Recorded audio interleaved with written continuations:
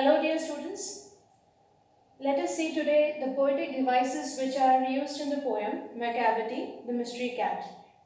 I hope you are quite familiar about the poetic devices or figures of speech or literary devices. There are various names by which you can call poetic devices. Now, what are the functions of poetic devices? Well, there are many functions of poetic devices, but just in a very general terms, I would like to tell you that poetic devices or literary devices or figures of speech, they are used in order to beautify the language. It is used by author, a writer, or by a poet in order to, beautify the language and at the same time to send the message or to convey the message to the reader in a very, very powerful way. Now, what is the difference? If you just scribble few lines and you call it a poem, well, it may be a poem, but it may not be able to produce that effect which a poet wants. Some of the poems are known as great. Some of the poems or the writing pieces are just known as average. And some of the poems or, writing pieces, they appear nowhere in the literary canon. Why is it so? Because why those poems or those writing pieces are known as to be great?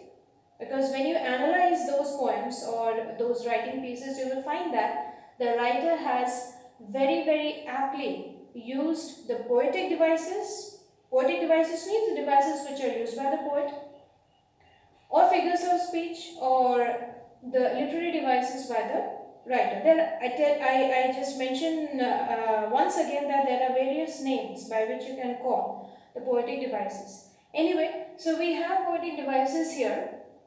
If you analyze the poem, there can be many poetic devices, but because it is the beginning, so let's see, there are certain poetic devices which I have found out from the poem, and for your basics, it is going to be very, very helpful. So I have the first one with you, which is alliteration. Now, what is alliteration? It is the repetition of consonant sound in the line. This word is very important. The repetition of consonant sound in the line. Now, the repetition of the consonant sound, you know that there are 5 vowels, that is A, E, I, O, U. And other than vowels, we have everything in English alphabet as consonant. But one thing you have to keep in mind, it is telling about consonant sound.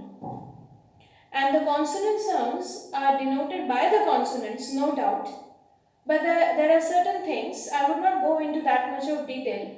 Just with the help of example, here you see, it is the repetition of consonant sound in the line. Now, the repetition of consonant sound occurs in quick succession. Or you may see the repetition of consonant sound with a gap of 1 or 2 words. This may happen. So here in this case, we have this example, say, Macavity's mystery cat. Now here we have the repetition of 2 consonant sound, M or M. This is the repetition of consonant sound M, which is shown by the consonant M. So the repetition of Macavity's mystery, we have this consonant sound M, which is denoted by M. Then again we have this example, head is highly domed. Now you can see this repetition of consonant sound which is denoted by H. Now this is in quick succession because head is highly domed. This head and highly is, there is this verb in between which is. So as I told you, alliteration, it is the repetition of consonant sound in the line which can be in quick succession or there can be a gap of 1 or 2 words. Clear? Alright. Let's come to the next literary device or poetic device or figures of speech. Just don't get confused. All the 3 terms are more or less similar. Anaphora. And what is anaphora? It is the repetition of words or phrases in the poem. Now, in the poem, when we have the repetition of word, when one word repeats itself say from the beginning of the poem to the end, or when a group of words or phrases they repeat itself, they can appear in the beginning of the poem, or they can appear in the center of the poem, or they can appear in anywhere in the line. When the words or phrases repeat itself in the poem, they are known as anaphora.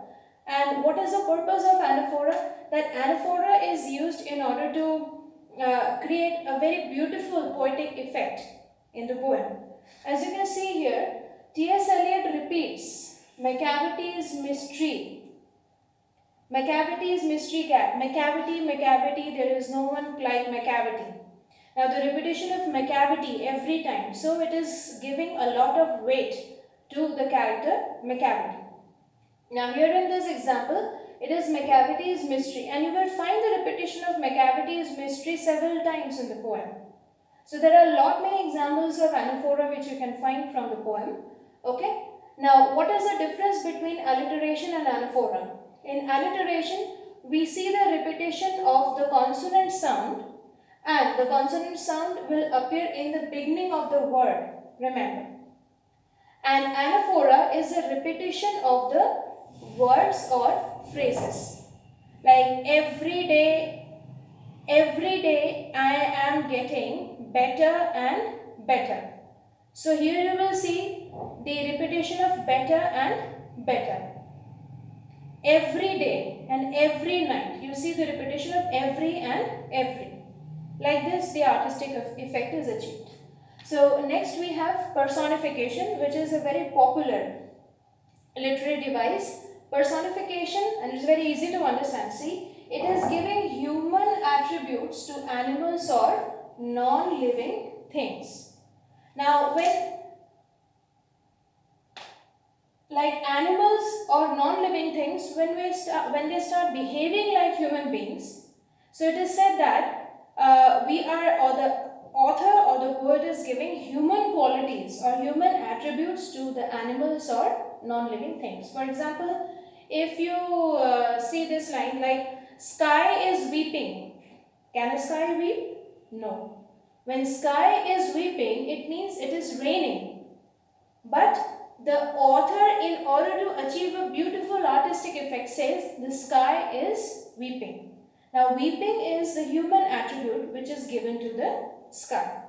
Alright, now in the poem you find that Macavity is personified as somebody who does crime like criminals. Now crime is done by criminals, and criminals are human beings. Mind you, animals are not criminals at all. But in the poem you see that Macavity has been personified as a criminal. Is that clear? So I hope these three poetic devices are clear to you. And in the next video, I would be discussing with you two more poetic devices which are known as simile and metaphor.